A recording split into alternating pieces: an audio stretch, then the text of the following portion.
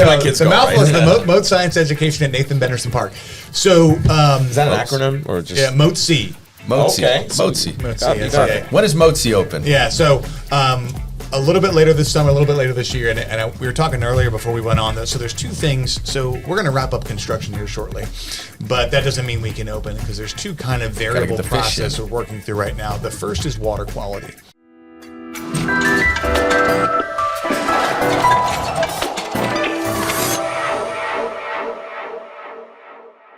What's going on, Sarasota? Welcome back to episode number 100 of Sarasota SpeaX. As always, my name is Brad Hannon. Trey Martell. Felipe Colon. We've got Kevin Cooper, Vice President of Communications from Mote Marine. I don't know if you've heard of Mote Marine. Kind of a big deal right now with the new building and stuff, so we're excited about this. What's your level of excitement for episode number 100? This is our century. Well, I didn't know. I just found out when I walked in, and so I can only assume that as you guys set off on this project to begin with, you had me in mind for 100. So Yeah, I appreciate absolutely. you working so hard to finally get there. Podcasts drop off a lot, so credit to you all to get to 100. People think a podcast is going to be easy, and then they get like 5 episodes in and realize they don't have any ideas left. So much credit to you all for making it to 100. That's crazy. This isn't just any Thank you. podcast. This is Appreciate that. SRQ Magazine's best local podcast in Sarasota. Take So it. we won the Love platinum. SRQ. Platinum. Yeah. So we're excited about that, but we're excited about episode number 100, and we're really excited to unpack this new location because it's kind of this mystery in town right now, right? No one knows what's going to look like inside. Well, some people do because they've toured it. We have not gotten that tour. We expect that tour after this episode. That's for why sure. I got the invite, huh? So we're looking forward to our insider pass, but tell us about the new Brad location. wants a 'cause that's photo the off with the exciting- hard hat on. There you go. That's right. So yeah, we're super excited to, as we approach the opening here, we're about to finish construction soon for our Mote Science Education Aquarium at Nathan Benderson Park. This is the next evolution of really 45 years of informal marine science education at Mote Aquarium. So Mote Aquarium first opened in 1980 as the Mote Marine Science Center. And it's interesting, back then, our founder, Mr. Bill Mote, not our founder, sorry, our namesake, Mr. Bill Mote, he was really keen on making sure that we opened up what we were doing to the public and we educated them on what we were learning through our marine science research. Really important for us to share with everyone what we're learning about the importance of conservation and sustainable use of our waterways.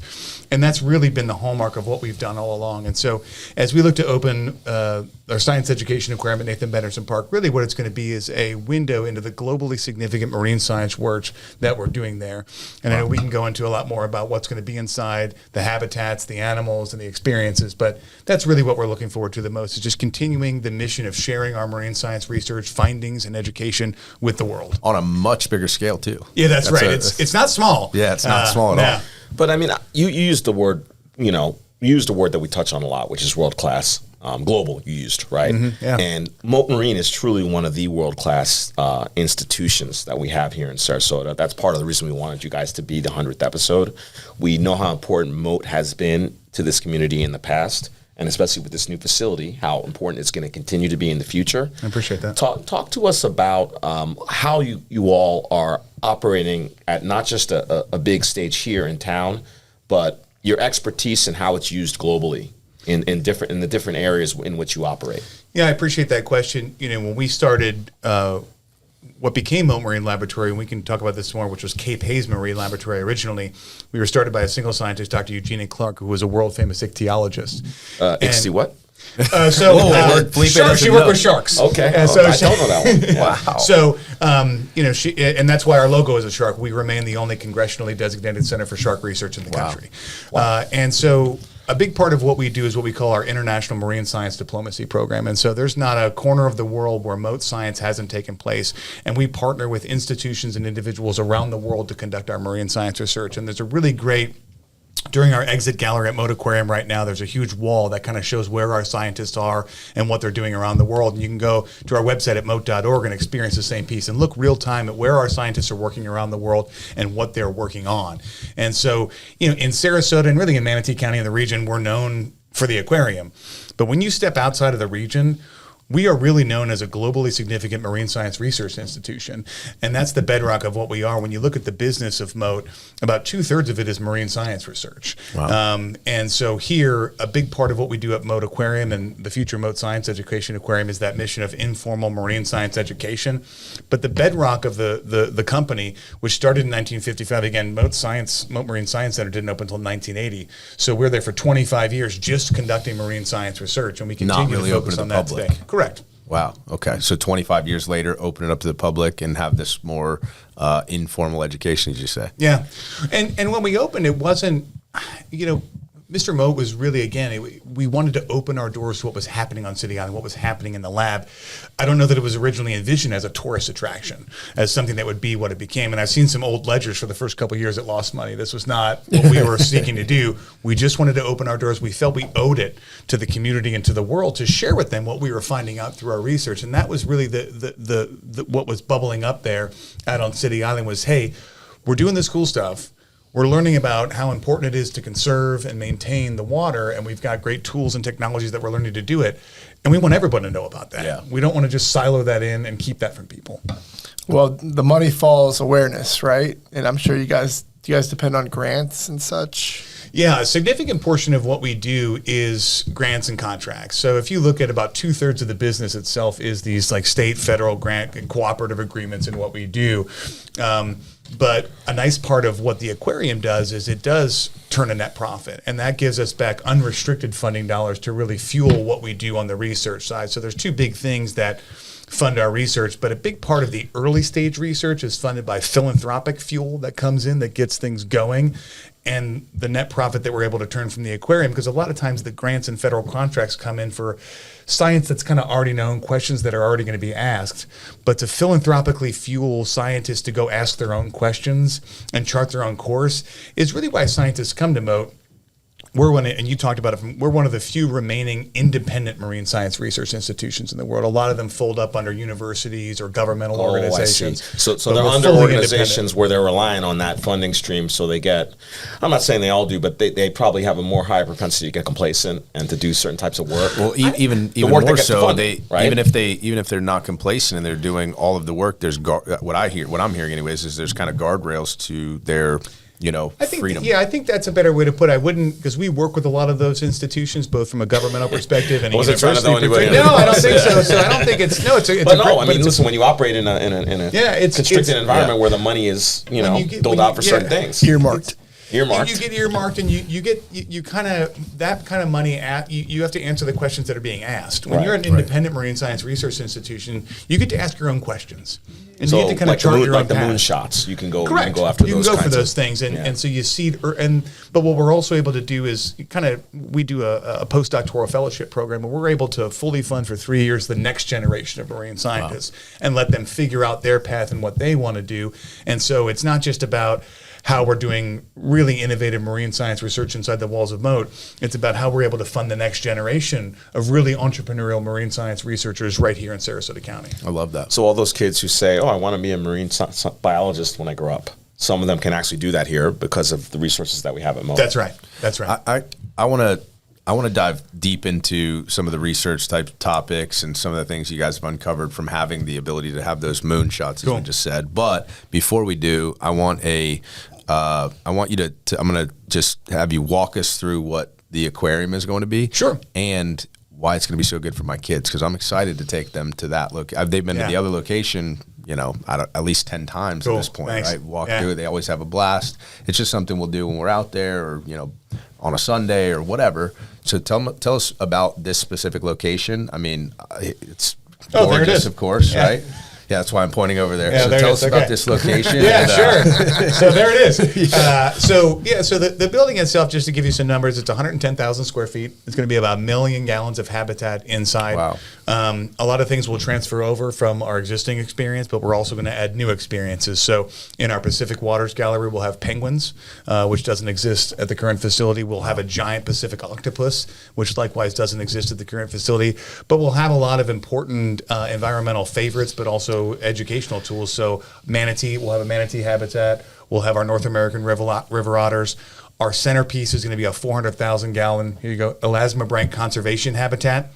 Okay. Most people will probably Say that 3 times yeah, fast. exactly. Most people will probably call it the Shark Tank. there you go. But that'll be 2 stories, and so it'll have VIP diving experiences. It's big enough for people that are scuba certified to get in and actually swim around with the sharks. Wow. We'll also have an Indo-Pacific tank, so we're trying to highlight different areas of our coastal waterways in the country, and then other Florida waters galleries. So super immersive, super incredible, but most of importantly, like we always say, science is the attraction. And going back to your point about kids, when we do our brand research study, parents, and I'm a parent myself of young children, parents will come out there and say, yeah, I want it to be an educational experience, but if it's not fun, they don't care.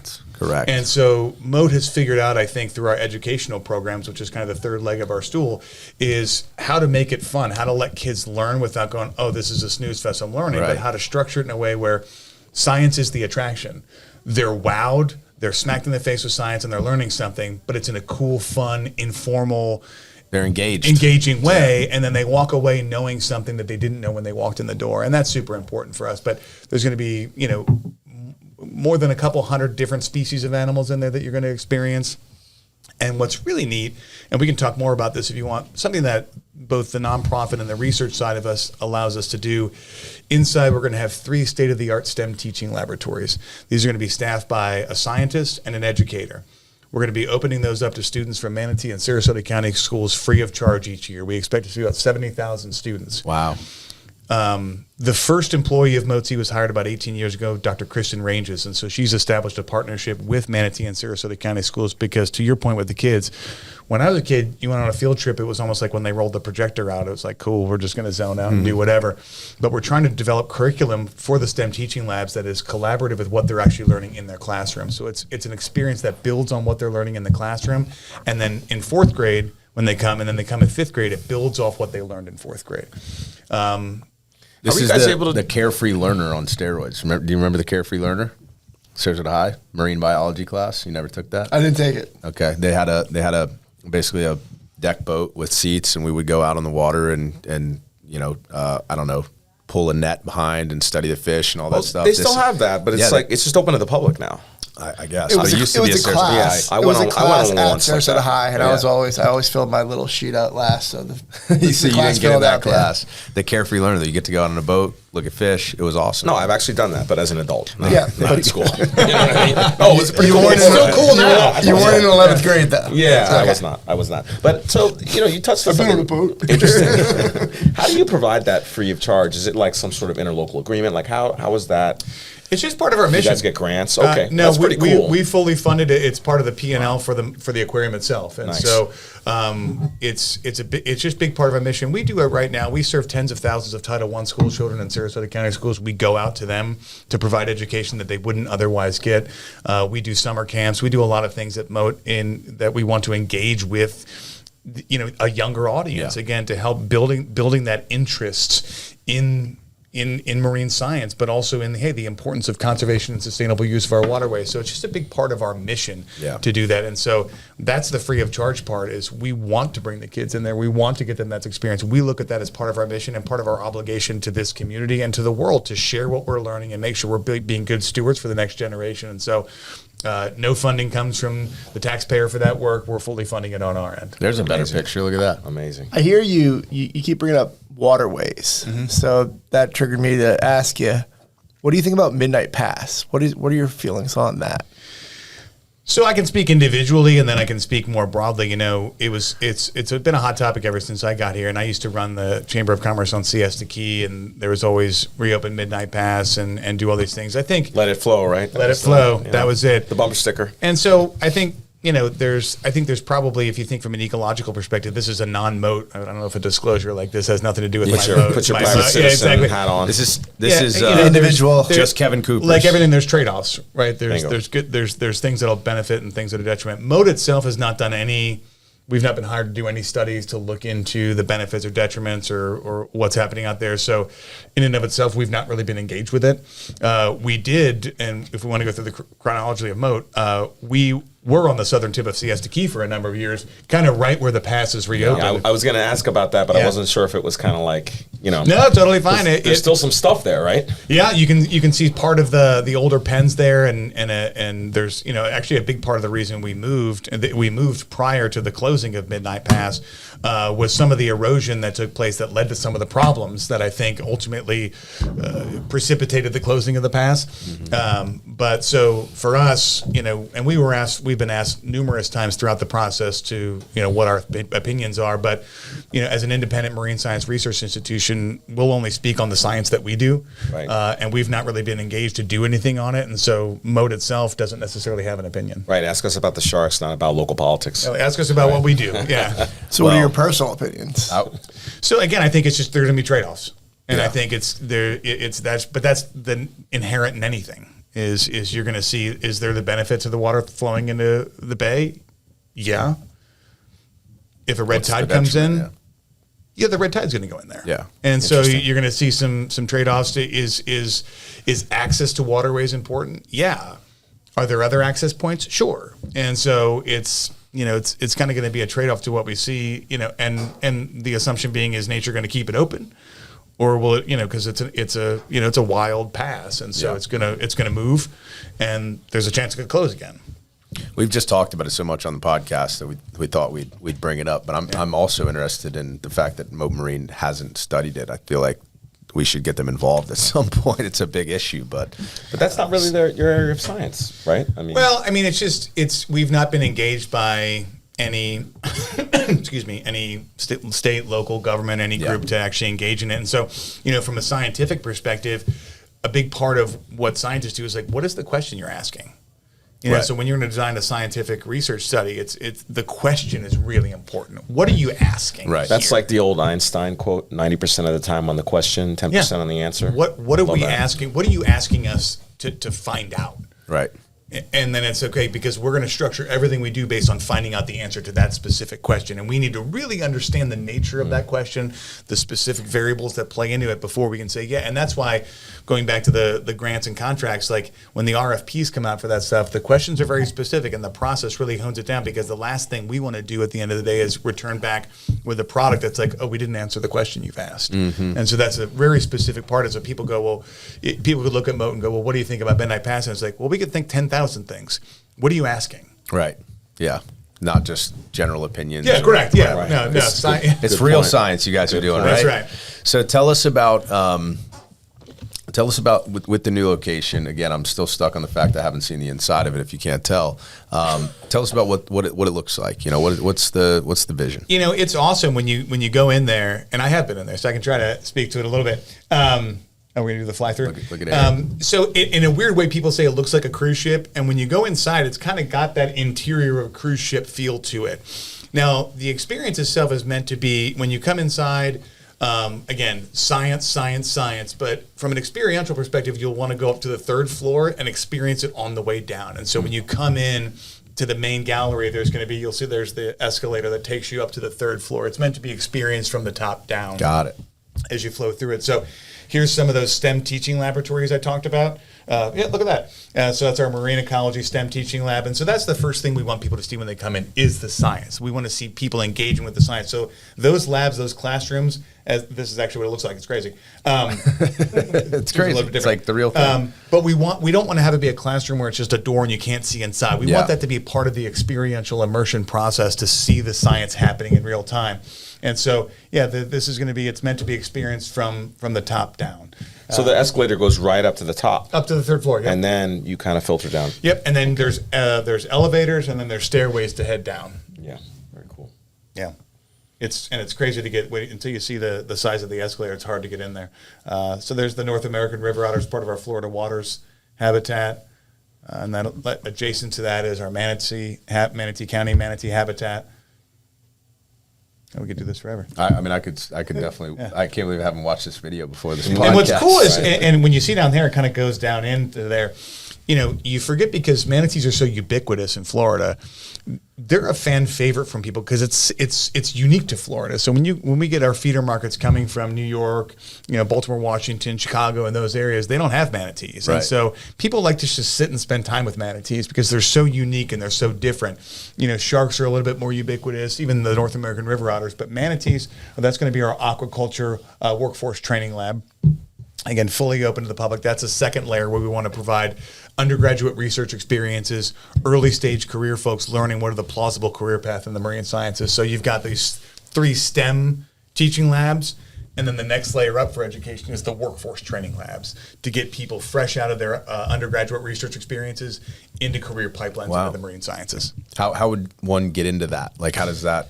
That's a great question. A lot of it's through application process. So we see a couple hundred different interns every year at Mote Marine Laboratory. We host them for undergraduate research experiences. Could you describe the career path of someone who's doing that for someone who's not familiar with aquaculture and the different opportunities? Yeah, sure. So it can depend. So a lot of it does start at that undergraduate level, getting into the, different fields that you can get into. Some people do take the PhD path. And some don't, and that's not a requirement. You can be on the team if you don't have it. Now, all of our research programs, which we have 38 research units, 23 research programs at this point, they're all led by PhD level researchers at Mote. But their teams are filled out by a lot of people that took career paths coming up and through educational processes. They're a little bit different.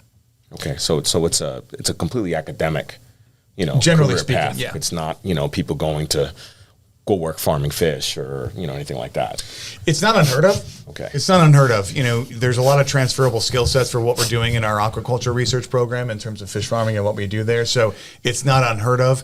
But technically the background comes from academia and what they're doing. And because a lot of it, the key for a lot of what we do is peer-reviewed science research that is published.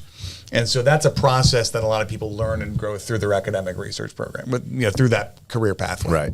When I think of Mote Marine, I also think about events. You guys host a lot of events and things. Obviously, this would be that where it was on the screen. Where it was would have been great event space. You guys planning on hosting events there and things like that? What are you doing outside of just the usual attraction? Yeah, so we do a number of different layers of events. We do a lot of different scientific conferences. So, it's a big part of the scientific community to get together and share knowledge with each other and do multi-day scientific conferences with speakers and lectures about what they're learning and the latest, greatest, the bleeding edge of what's happening in the marine science research fields. We also try to open that up to the public. It started out when we first opened our City Island campus as Mondays at Mote. It's transformed into special lecture series, now Motivational Mondays. So in the winter time, we do every Monday for about 4 weeks. We invite open to the public to come to listen to some of our researchers talk about what they're doing and educate And this them. is the Motivational Monday? Mm-hmm. That's just good branding. Yeah, well, thanks. I wish I could say I came up with it. Yeah. Our Monday meeting is called Motivational Monday, but it's not the Motivational. Hyphen Monday. There you go. So we'll do stuff like that to bring people in to learn about the science stuff. We also do a number of fundraising events that help contribute to the mission. Like I said, a lot of what we do is philanthropically fueled, especially that early stage proof of concept researching is pushed through there. So we'll do some of those things. But then it'll also be open to the public. When we're not using it for our marine science research purposes, there's opportunities for the public to host their own events in there. And so, if weddings? Like weddings, or No if the chamber wants to host a luncheon and bring a speaker in, they can come in and use the space and do stuff like that. Yeah, and then members of the public can certainly have events there. That's definitely what I was looking to find out. Is if you and what's really cool, I think, events there. Well, not only will the size make it unique, particularly I think the Hyatt's closing this summer, so you're not going to have a lot of places It's in here actually. sit 500. So Hyatt Regency. Yeah, I think it's this June. And I think they're going to have space when they reopen, but you've got the Rich, you've got the Aura, and then you'll have Mote. And so I think that'll be super interesting for people that are wanting to do there. But the centerpiece of it is inside of that event space, what we call the multi-purpose space, because it's not just events, but is going to be a window into that 400,000 gallon elasmobranch conservation habitats, the Shark Tank, that's right.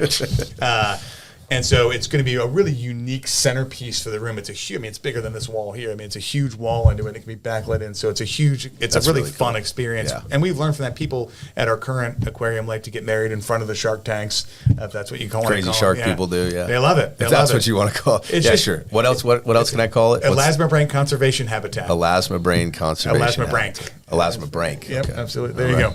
I sound like a scientist sometimes. You're learning the language. All this, and we haven't even talked about turtles yet. Hey, we're having a blast here getting to know Kevin Cooper and all about Mote Marine. If you want to get to know him a little bit deeper, stay tuned for rapid fire questions fueled by food and beer. Hey, my name is Kevin Cooper. I'm a vice president at Mote Marine Laboratory and Aquarium, and this is Rapid Fire. 10 random questions, 10 specific answers, nothing off limits. This is Rapid Fire fueled by food and beer.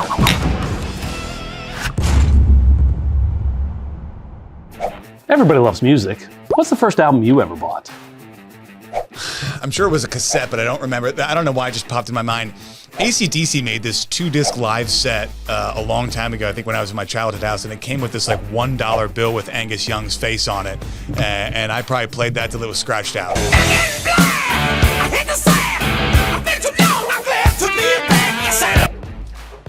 Honey mustard or queso?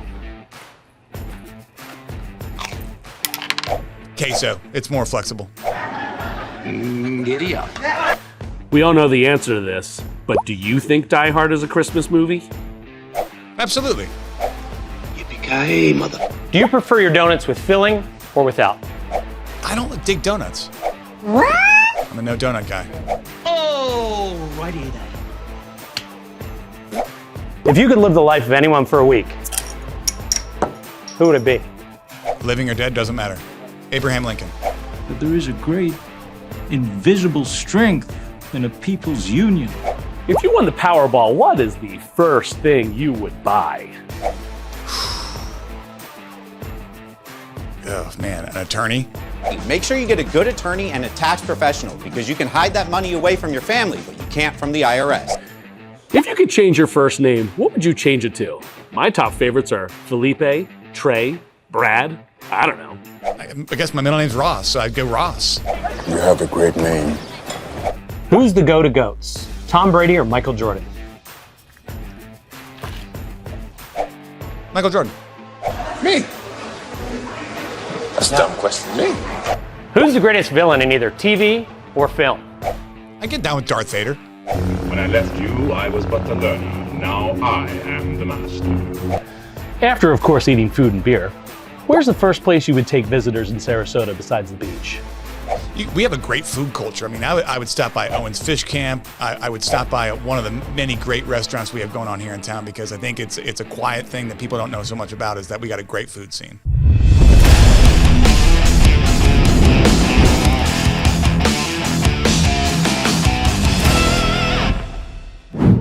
So, all this talk, and we haven't even discussed turtles yet. And I know, Mote is one of the world leaders in that research. Yeah. So why don't we go to turtles? No, I appreciate that. Yeah, so Can't leave the turtles out. we're really proud of our sea turtle conservation and research program. And really for over 40 years now, we've been the centerpiece of monitoring all the turtle nesting that happens here in Sarasota County. And so each year, actually right around this time when the first nest, we have both our sea turtle conservation and research program and our sea turtle volunteer program that are out there combing the beaches every day, protecting the nest. So when you see those yellow stakes that are blocking off the nest for protection, that's at Mote. Yeah. But we also have our hatchling hospital at Mote. So a lot of times hatchlings can get disoriented. That's why they say, hey, keep the light to a minimum.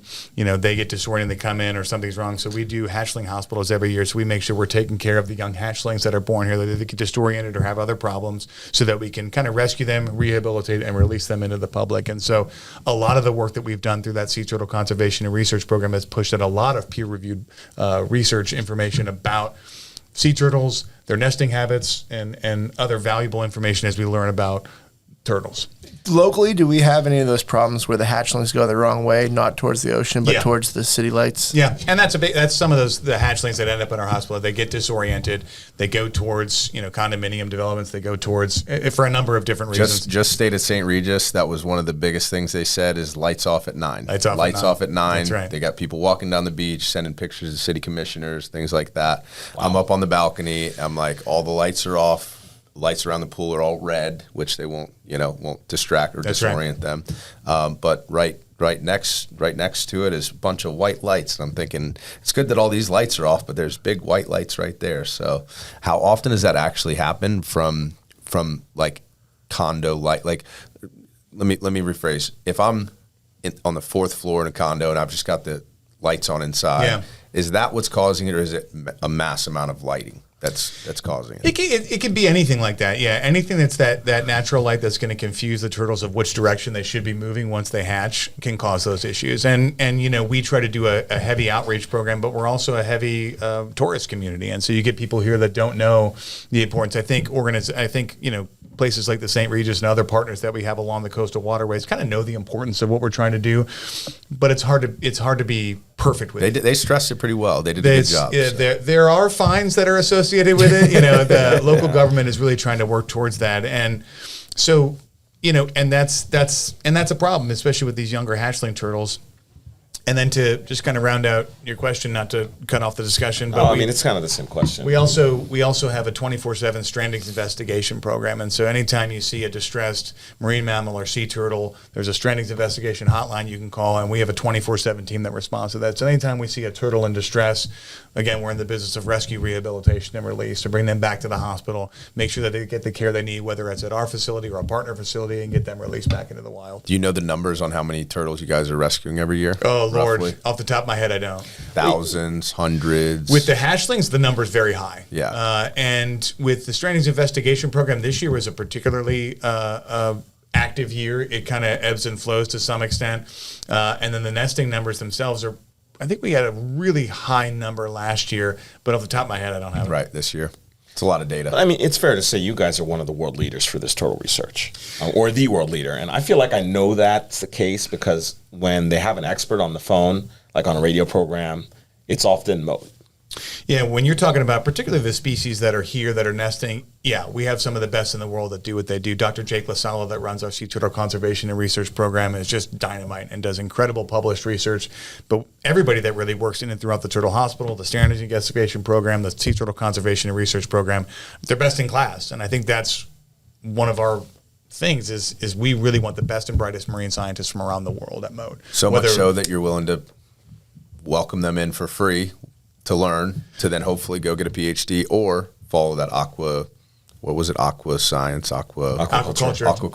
path. Yeah, we're all about career pathways. And again, I mentioned the postdoctoral fellowship program is when you're a newly minted PhD. If you show a high degree of promise, we want to bring you here and we'll fund you for 3 years. Wow. As you figure out, get your feet below you and figure out how to sustain your own marine science research pathway. And just so people who aren't in the academic world understand that's not a common thing, right?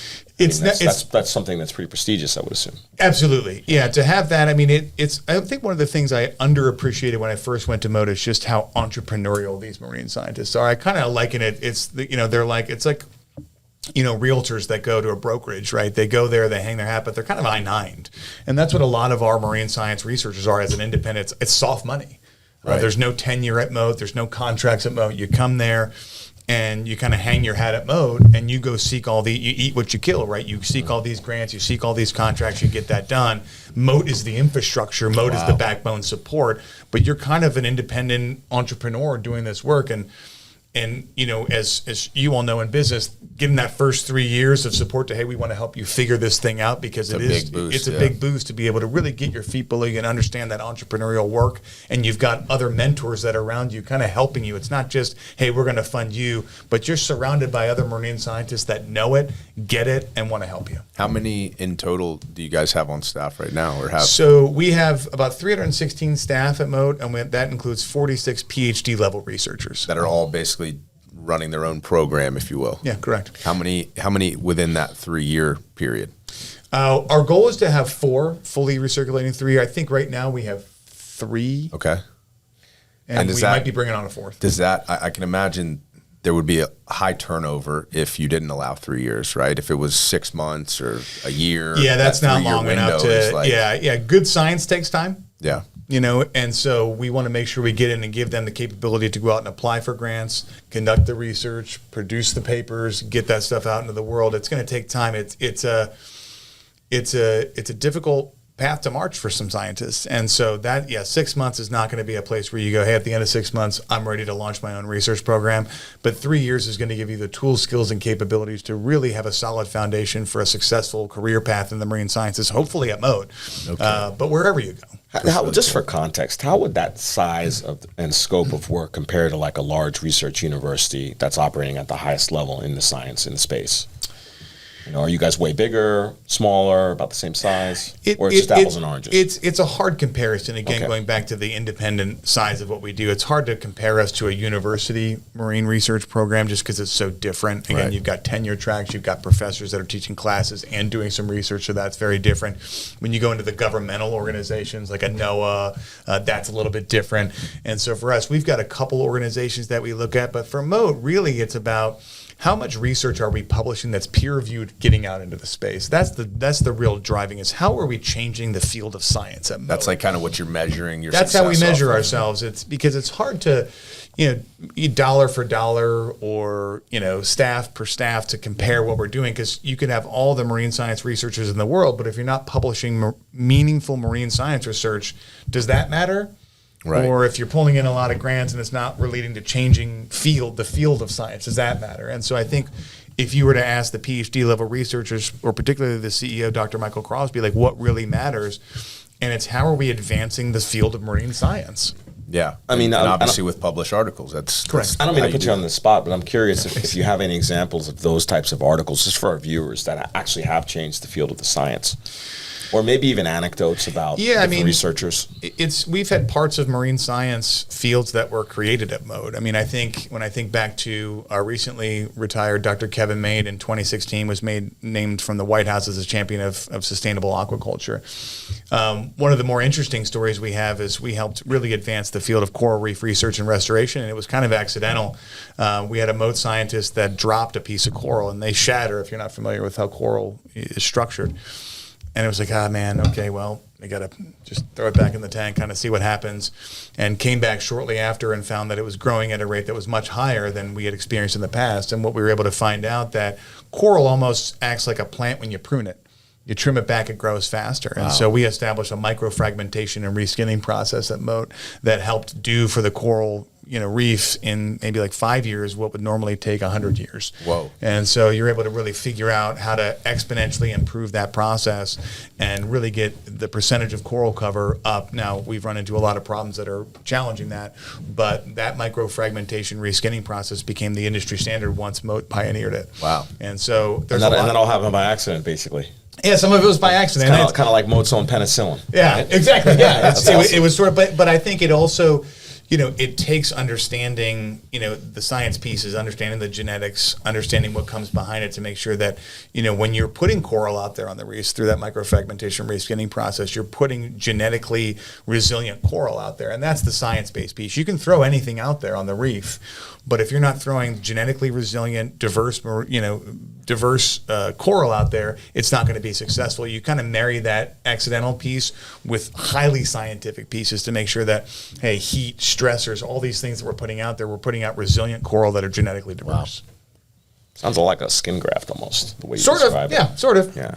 So we have very low stress coral here in Sarasota. That's the idea. It's not here, but yeah. But All right, so he's trying to not put you on the spot. I'm just going to go ahead and put you on the put me on the spot. spot. One of the things that Sarasota wants to know, no doubt, just in talking to people, when is Mote Aquarium? When is the new Mote Aquarium? When Where the kids go? When are they opening? When can my kids the go? mouthful Right? is the Mote Science Education at Nathan Benderson Park. So Is that an acronym or just? yeah, Mote C. Mote. Okay. Mote. Mote Got C. it, It's got okay. it. When is Mote open? Yeah, so a little bit later this summer, a little bit later this year, and we were talking earlier before we went on. So there's two things. So we're going to wrap up construction here shortly, but that doesn't mean we can open because there's two kind of variable the fish processes in. we're working through right now. The first is water quality. So a lot of these habitats have a lot of shotcrete, a lot of paint, a lot of theming. What we're doing to make sure as you visually experience it, it looks like it's underwater. And it is underwater, that's a bet, but it looks like in a natural habitat, right? Yeah. But all of that's kind of themed, it's created. Shotcrete is what they make the pools out of. Yeah, correct. Gunite. Yeah, and so as you're carving tree trunks for the mangroves, you're carving coral out of that stuff. These people are amazing. I don't have that artistic side of my brain. So before you can do anything, you got to put fresh water in there and soak all that chemical out. And that's kind of part art, part science. You got to, test, dose, and just wait and see until all the chemicals come out, because you can't put the salt water in until all the chemicals for that. There's all the microbials, all the chemical, the pH balance, everything needs to be dialed in before you can put a single animal in the habitat. And that is sometimes 60 days. Sometimes. So who does that kind of work? Like a pool guy on steroids? Yeah. Like they come in there with a little. I won't tell them you pole, call them that. Right? Yeah, I won't tell them you called them that. Yeah, the guy with the PhD. The glorified They got pool the guy. little truck with the trailer and the yellow we things in the back. we have highly trained professionals really into water chemistry and water quality that are really focused on this stuff. So you've got that piece is the water quality. We need to make sure all the habitats are fully ready to go for animals and salt water to be placed in it. Does it matter, like, the kind of salt water based on because you mentioned you have animals from all these different oceans all over the world. Yeah. Do you guys vary the type of salt water based on that?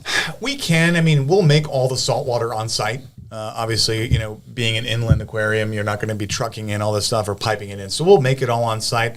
A lot of benefits of that is you don't have to worry about some of the natural, toxins you might have to clear out about it, but you'll have to dial it in for each habitat to make sure it's all the water chemistry, the water quality is dialed in for exactly what we need to do to make sure that the ecosystem inside the habitat is set. So you'll be like, the East Indian Ocean habitat needs to be a little could different. be slightly different. It could be. Wow. Yeah. The Pacific Amazing. tank's probably Right. different than the Atlantic tank. Very cool. Yeah, I mean, there's a constant. I mean, for our accreditation purposes, we're testing this stuff every day. The penguin water's got to be cold, right?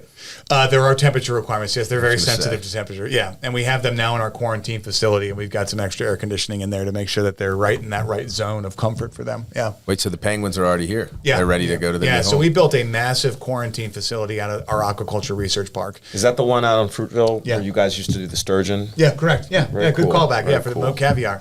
And you guys have moats outside of Sarasota? Yeah, sure. Yeah, so when we open Mote Science Education Aquarium, it'll be our 9th campus. So we've got 3. It'll be 3 here in Sarasota County, our main campus on City Island, Mote Science Education Aquarium, and Mote Aquaculture Research Park out East County. Yep. We have 5 locations in Monroe County, the Florida Keys. Our flagship is our Elizabeth Moore International Center for Coral Reef Research and Restoration. We have 2 land-based coral nurseries down there, one in Key Largo, one in Isla Mirada. And then we have 2 informal marine science education exhibits, one at the Eco Discovery Center in Key West and one at the History and Discovery Center in Isla Mirada. And then our final campus is our Marine Science Education and Outreach Center at the City of Anna Maria Island Pier. You got a lot to keep up with, my man. We're not messing around. That's wild. We got more coming. You got more locations and tweets. They're catching up, though. What's the more coming? Give us some insight.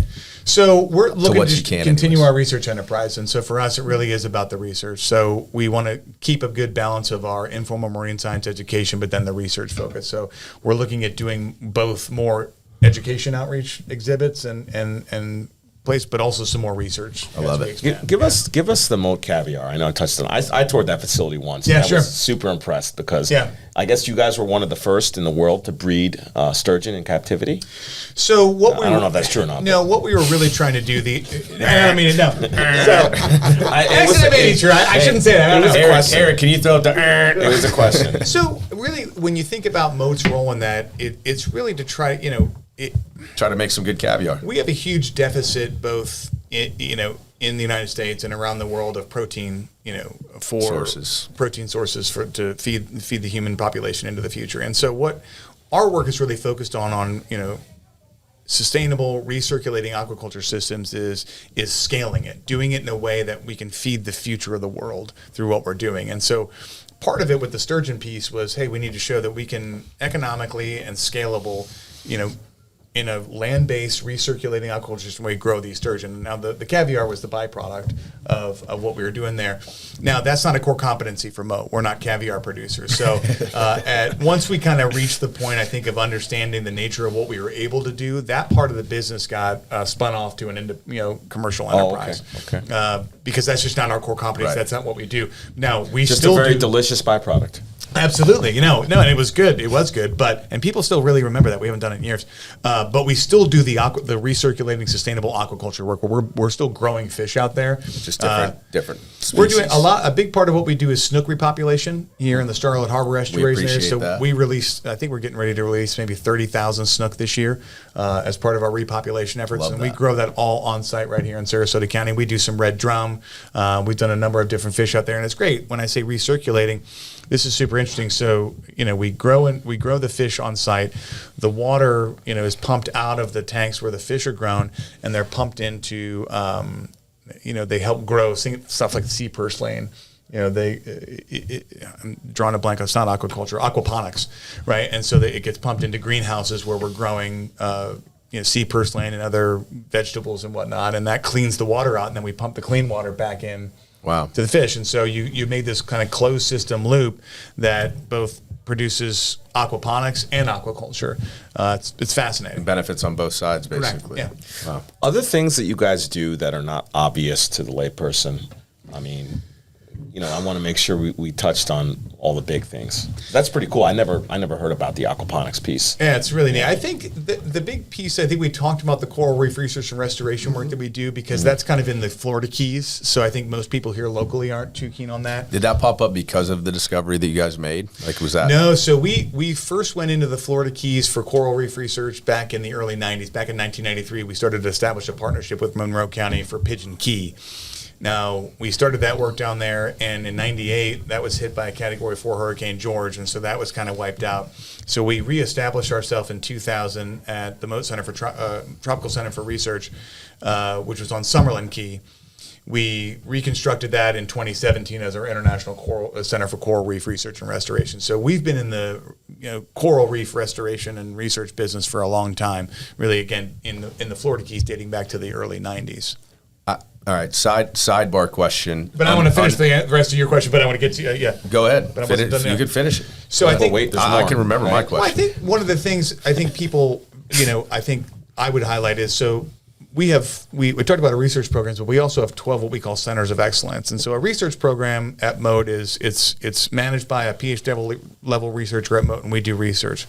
Our centers of excellence are kind of partnerships with other institutions that are run out of Mote. And I think one of the things recently we were able to test in the field that we're most proud of is the Florida Red Tide Mitigation and Technology Development Initiative. That's okay. So after the last really bad red tide bloom, 17, 18, in 19, the Florida legislature established this Mitigation and Technology Development Initiative, and they asked Mote to lead it. And so the work we've done there is bringing the best and brightest marine scientists from around the world that work with harmful algal blooms to develop tools and technologies to mitigate the harmful impacts of red tide.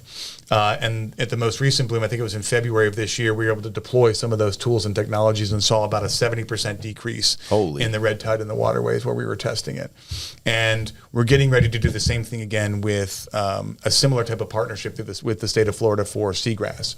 So our seagrass populations have been in decline for a number of years. It led to an unusual mortality event with manatees around the state in recent years. And so the state of Florida established the Florida Seagrass Restoration Initiative. I stumbled over that, and that's in partnership with the University of Florida. And so we're tasked with developing a 10-year seagrass restoration plan for the state of Florida. And again, all the money that comes from the state of Florida to us doesn't just come to Mote. We do RFPs for the best and brightest private sector, public sector scientists from around the world to come here and test their ideas right here in Sarasota County of how to do that stuff. And we did that with red tide. We're doing it with seagrass. We have an international coral gene bank here in Sarasota County, and so I could talk for a long time. Coral gene bank? Yeah. Okay. So as the coral reef, as Florida's coral reef goes functionally extinct, what we need to do is get different genotypes in triplicate housed. We're doing some cryopreservation to make sure that once the science catches up to really being able to repopulate the reefs with those type of genotypes, that we still have them alive. Yep. So they're here. Oh, wow. Yeah. Holy smokes. Yeah. That's crazy. So my sidebar question ties right into that mouthful of things you just Sorry. said. And that is, how do you get your information? Like as the Vice President of Communications and Strategic Initiatives, but obviously the first part of that being communications, how are you fed all of this information? That's a great question. Like with a fire hose, I guess. I mean, it's got to be like. Yeah, it's through osmosis, a lot of it. Well, I think when you're passionate about the mission, you work for an organization that you're super passionate about, you want to get out there and talk to the scientists. You want to explore what we're doing. You're reading the research papers. You're understanding what we're doing. And you want to be able to tell a story, because I think the story is super important, super impactful. And you want people to be, I mean, even on things like this, I mean, for me, I want people here locally to be proud that this is a homegrown institution, that their support, that their partnership with us over the years has grown a globally significant marine science research enterprise. Some of the most important marine science research in the world is happening right here in their backyard. And so I want people to know about that, because I'm proud of it. And I want people to be proud as they are of everything that we have here in this community. I want them to be that proud of that, because it's pretty interesting. Well, I say it all the time, but this is one of the huge benefits of us being able to do this podcast, is just sitting across the table from folks like yourself and learning through a fire hose, right? Because I grew up Mote Marine, right? Mote Marine, Mote Aquarium, didn't know the difference even, but I grew up appreciating Mote Marine for what they're doing in our own backyard. Didn't realize that it had the global impact that they do. So that's been awesome. But most of mine has been selfish, because I like to fish and get out there in the water, and I want to, so they're taking care of our waterways. But come to find out, it's really a global thing. So that's just mind-blowing, and makes sense why you can build a 100,000 square foot giant cruise ship. Yeah, right? That's right. Well, and again, even that's in partnership with the community a lot. I mean, a big part of that, the funding for that is philanthropy. Yeah. People coming alongside of us, understanding the mission, understanding the desire to educate, but it's also community in partnership with Sarasota County, Manatee County, the state of Florida. Really, everything that we do is the community rallies around us and sees the value in what we're doing and helps propel us forward. So I've seen you out in the community a good bit, and even at things that don't necessarily look like they relate to your work at Mote. Sure. So how much of that philanthropic aspect and raising money in the community are you involved with, or is that not part of your deliverables? No, we have an incredible development team led by our chief development officer, Andrea Picars, and she is just dynamite at what she does. But it's kind of the same idea, it's sharing the story of what we're doing. It's finding the passion that people have for what we're doing, connecting people to it, getting people in front of the scientists, helping them understand what it is that we do. So I don't know how big the development team is right now, but we have a dedicated group of individuals that is their craft, that is their profession, is helping people that have philanthropic capacity, connecting them to missions that they feel compelled to, and kind of connecting those dots. It's not like a sales process in as much as it is, hey, if you've got the capacity and the desire to give and you've got a mission here, we want to connect you with that. We want to do something meaningful in the community, but that's also meaningful to you. That's awesome. Cool. Well, we're talking about community, so it's a perfect time to segue and talk a little bit of Sarasota. Sure. Right? We talked a lot about Mote, and 1955, is that when you said they started? Yep, 1955. So Mote's been around a long time. Not sure how long you've been around Sarasota. How long? So my then girlfriend, now wife, and I moved here in 2008. So you've been here long enough to see a lot of the growth. So you have an opinion on this matter. I'm going to pass it over to my guy, Trey. You have a driver's license, right? I do. Dominator law, and Trey want to know, what are your thoughts on roundabouts? Do you love them? Do you hate them? And why? I think, it's a great, I'll answer it kind of the way I did earlier with the question.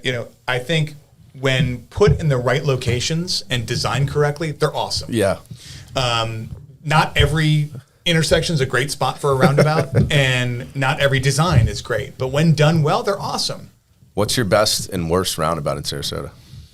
I will say, I think people would, I'll say other people, because I don't mind any of them. No, I think people have long since bemoaned the Jacaranda roundabout from a design perspective. He's going Venice on this. I also think Gulfstream is great. I think it's difficult for people. Very difficult to navigate. I think people aren't on approach. They don't realize how some of the lanes kind of converge.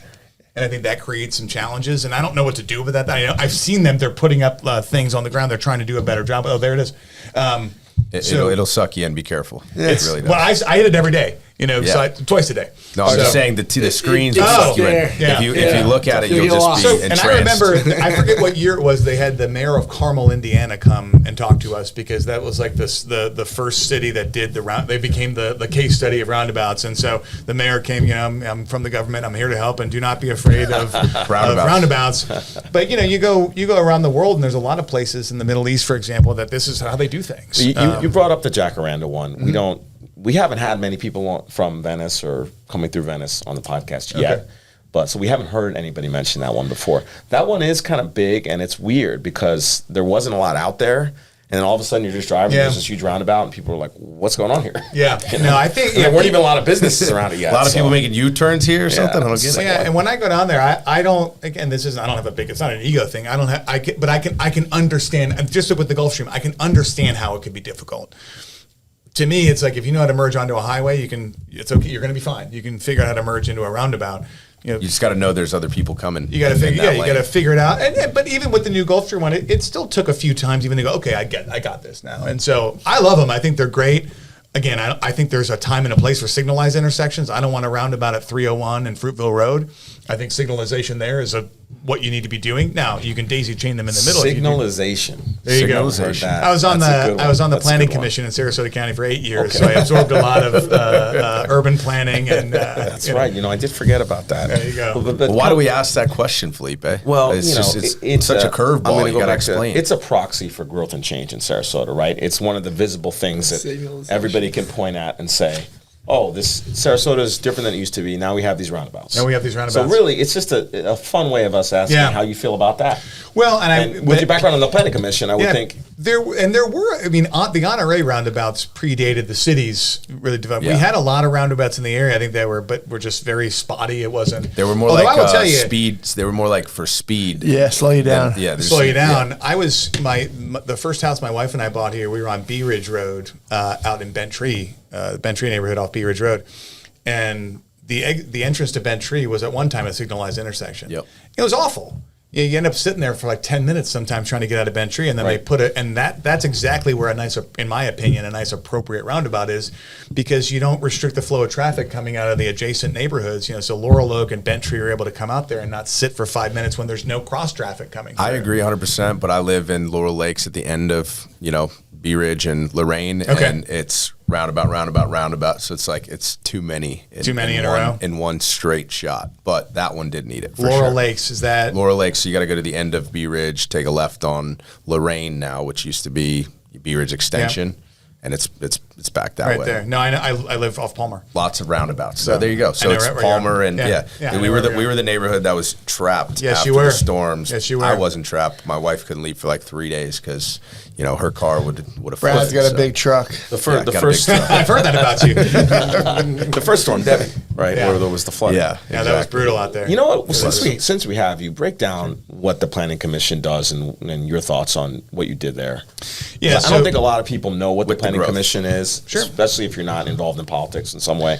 Yeah, so the Planning Commission is an advisory board to the County Commission. So members of the Planning Commission, the commissioners are appointed by the County Commission.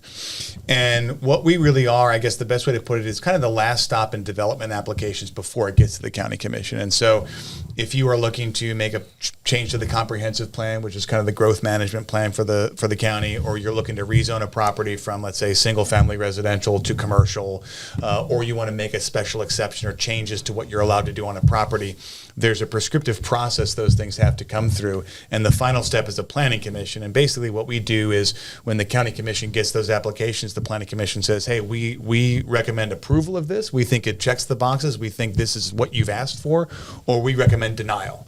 We don't think this checks the boxes. We think there's problems with this application that do not align with the policies set by the County Commission. That's a little bonus right there because he's not representing the planning commission. That is true, but when we have a guest in the seat, we got to. That's an important position. I loved it. Very important. You've seen him at a lot of community events, things. Certainly. He's known a lot of people around here, so he'll have no problem with the last question for him. I guess that's my cue. It's time to wrap it up. Okay. All right. And we always end with the same question. You've been on Sarasota SpeaX. You see what we do here. Mm-hmm. Who do you know who we may not know, who Sarasota needs to know? Who can you recommend that we invite on Sarasota SpeaX next? Maybe one of those big donors that makes Mote tick, It's probably You know what's interesting, what I love about Sarasota, and I'll answer your question, is the number of people that are philanthropically engaged that don't even want to have people know that they're doing it. Now, I think there's part of that is, hey, once I get out there as a big donor, everyone's going to come ask me for money. But I think Sarasota is a more unassuming town. You've got a lot of people that have philanthropic capacity and they're like, hey, I just want to come in and do what I do because it makes me feel good, because I'm passionate about it. I don't need my name on something. I don't need to do it. And so it's really interesting. We have a knack for getting those people on the podcast, though. Yeah. That's our specialty. Really interesting. Well, lots of times those people have stories that, either people don't know or people think they know and they don't know the real story. Yeah, that's right. So we love to tease that out, and they're great lessons for us. Well, I'm trying to. I mean, how broad are you guys? You said you had not had anybody doing interesting that is either in Sarasota County, related to Sarasota, from Sarasota, not just Sarasota County, Manatee too. You know, someone I was talking someone to involved in the area. Someone I was talking to earlier today. You guys know Brittany Lamont? She's CEO of the Lakewood Ranch Business Alliance. Sounds familiar, but I mean, I'm familiar with the Business Alliance. I don't know her personally. Yeah, I mean, I would get her on. I think she's got a really good perspective. She was my number 2. I was the CEO of the Sarasota Chamber. She was my number 2 there. Okay. Super dynamic. I don't know if you've had, when think about urban planning and what we're doing, I don't know if you've had A.G. Lafley, who's CEO of the Bay Park. We haven't, but he was recommended once. I think it was by Money Show. Giffler, Kim Giffler. Yeah, it was Kim. Yeah. He's super dynamic, and he's helping change the community quite a bit through what they've done there. I would also look to, really tapping into the local foundations. I don't know if you've tapped into someone like a Kirsten Russell at Sarasota Community Foundation. I know her. Yeah, she's great. Those are great recommendations. She does great work. I knew he's plugged in enough. You've done a lot of interesting things in town. You just mentioned the chamber. We hadn't touched on that. And you're also, talk about your current role and maybe a little bit about your background, just in case the viewers are curious. At Mote? Just generally. I mean, you're on the hospital board now. Yeah. So I'm a publicly elected member of the hospital board. It's kind of a weird setup at Sarasota Memorial Hospital. We have a elected hospital board. It's only like one of 200 in the country that have it, and that's because the hospital has taxing authority. So people pay taxes to the hospital. It helps us with our indigent care work, and so it's kind of like any other board. It's publicly elected, but its primary functions are oversight of the chief executive officer, so guidance and oversight of the chief executive officer. Just like almost any other board except elected on the ballot. Except you got to ask to do it. Right. So you'll see his name when you go to vote, and everybody should be voting. Amen. All right. Well, listen, it has been a pleasure to have you on the likewise, podcast. man, I appreciate Thank you it. so That was a much. good conversation. Learned a lot. Cheers, man. Good to see you guys. Yeah. And we'll see you at Mote for our tour. Yeah, right on. We'll have you out.